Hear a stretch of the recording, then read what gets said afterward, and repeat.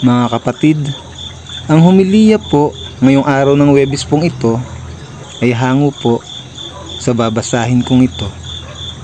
Juan, Kapitulo 16, versikulo 16 hanggang 20. Kalungkutang magiging kagalakan.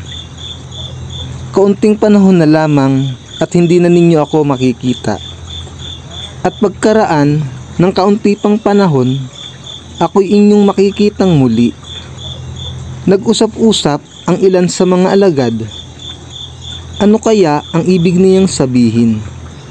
Bakit niya sinasabing kaunting panahon na lamang at hindi na natin siya makikita?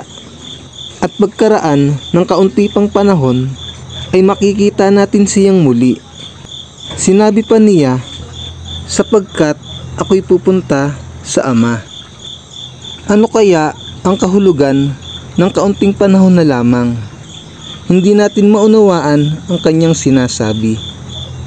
Alam ni Jesus na ibig nilang magtanong, kaya't sinabi niya, nagtatanungan kayo tungkol sa sinabi kong kaunting panahon na lamang at hindi na ninyo ako makikita. At pagkaraan ng kaunti pang panahon, ako'y makikita ninyong muli. Pakatandaan ninyo, iiyak kayo at mahahapis, ngunit magagalak ang sanlibutan.